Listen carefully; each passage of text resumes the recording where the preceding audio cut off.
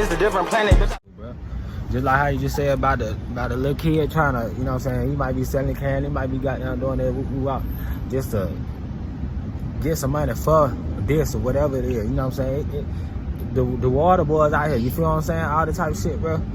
Like bro, you don't know what folks going through for real, bro. But it's just that everybody going through something that is hard to see.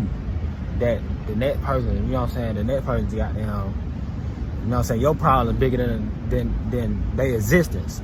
Bigger than, Facts. You know what I'm saying, that type of shit like that. So it's hard for everybody though, you know what I'm saying?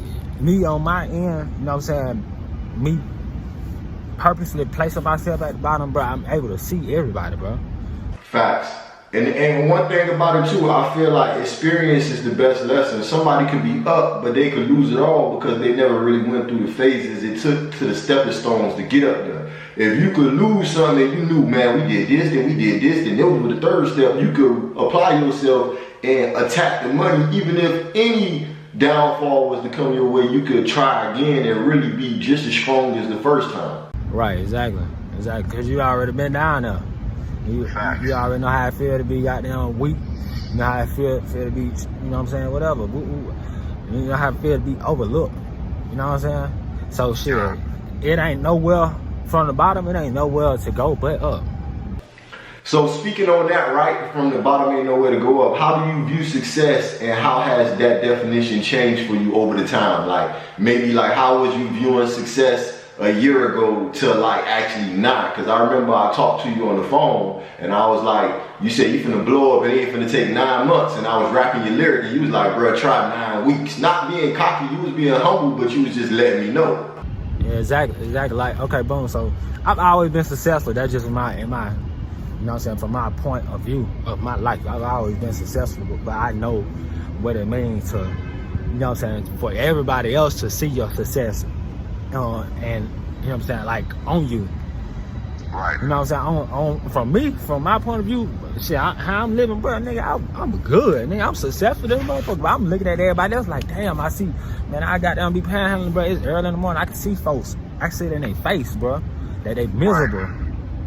Right. And I'm asking myself, like, what the fuck can I do? Now that I'm doing this, that's a whole different type of success, though.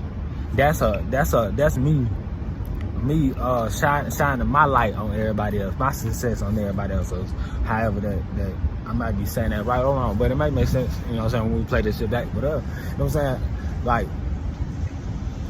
like me being able to spread my light on the world, I always did it though, you know what I'm saying. I might walk past somebody, say, you know what I'm saying, I like somebody goddamn be down, I can see it in their face, and I mess around and walk past them and say, stop thinking about that, and keep walking.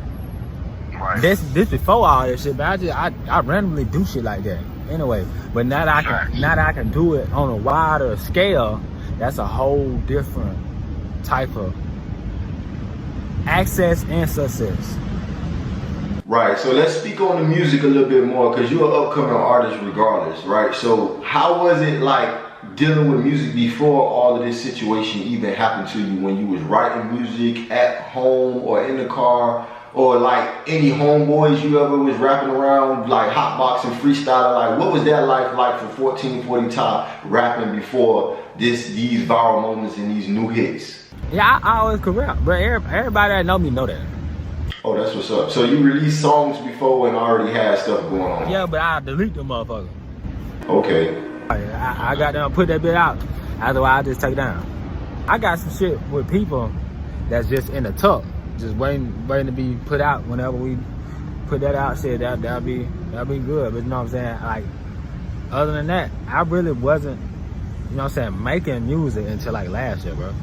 Okay. That makes sense too.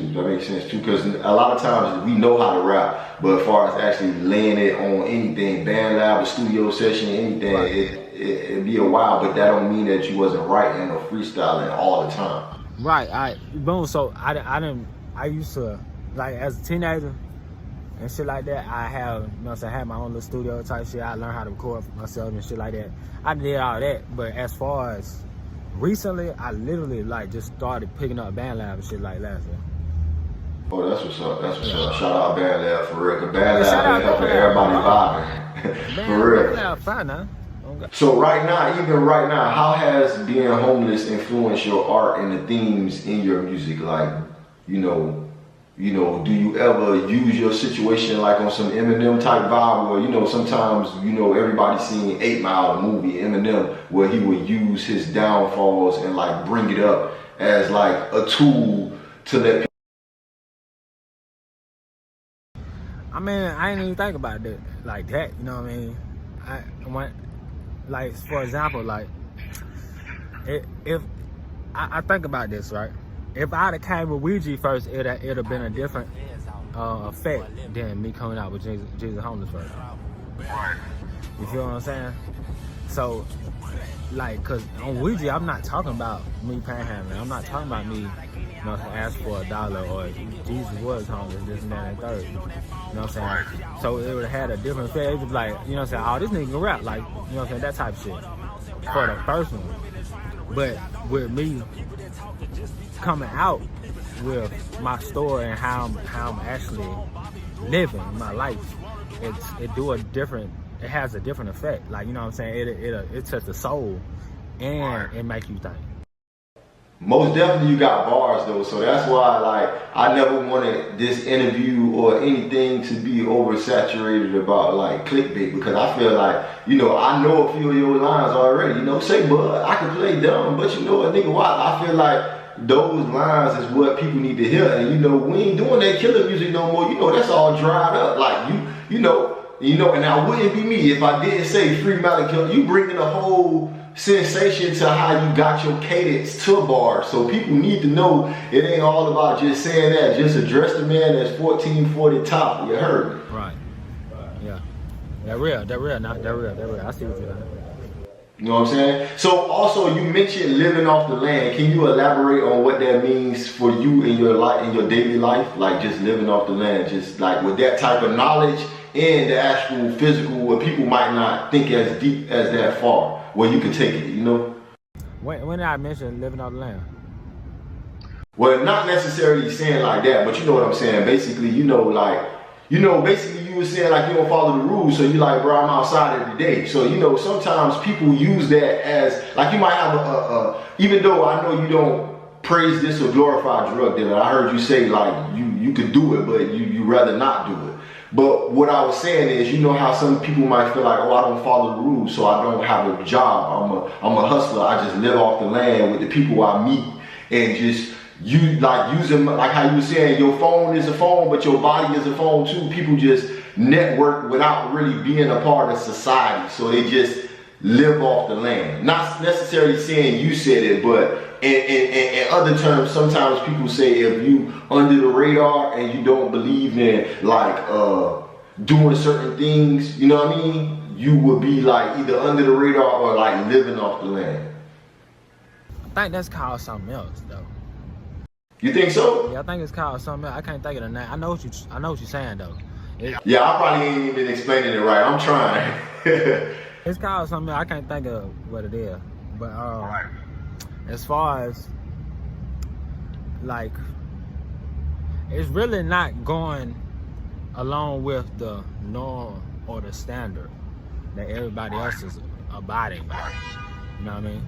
Like the drug dealer. The drug dealer, like, man, shit, it's quicker to get this money, bro, like this, rather than me goddamn doing that. And then, you feel what I'm saying?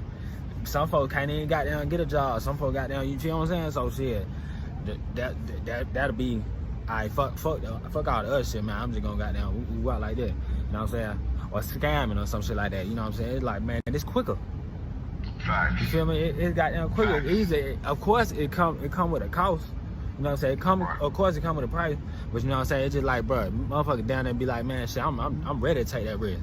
You know what I'm saying? I don't feel like. And I think the only reason why I bring it up too, boss man, too, I think the only reason why I bring it up too, because in a sense, although they two totally different, I feel like the mind frames share some of the same things sometimes. Like two of them at least would be, for me, would be like, all right, if you're under the radar, that means that you probably wouldn't want to really care for doing certain things because you are already making a living with the people and off of the land, just off of just human circumstances, just providing services and just being there for them.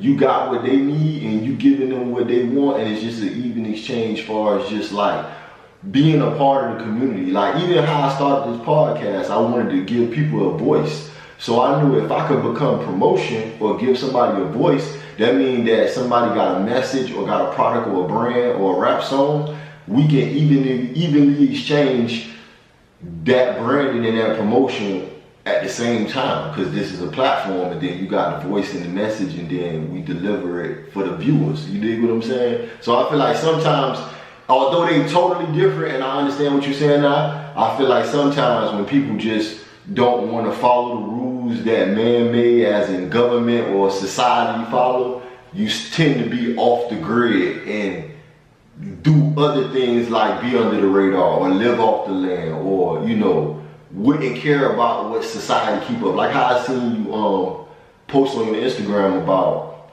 everybody driving crazy, and you can tell a lot about a person by how they drive, and everybody rushing to get somewhere, but y'all just rushing to, you know, a lot of cycles and a bunch of nothing sometimes. Some people, you know, I understood what you were trying to say. Could you explain that one time for the people? Which part? The part where you made the Instagram post about everybody just driving recklessly and just in a hurry and just like, you know, where's everybody going, and you know, basically you was just saying like you on the side and you just looking at everybody just rushing to go different places, and you just like, you can tell a lot about a person about how they drive and some of all of the stuff you were speaking on that post. Right, I know what you're saying. A real home is my home, is a different planet.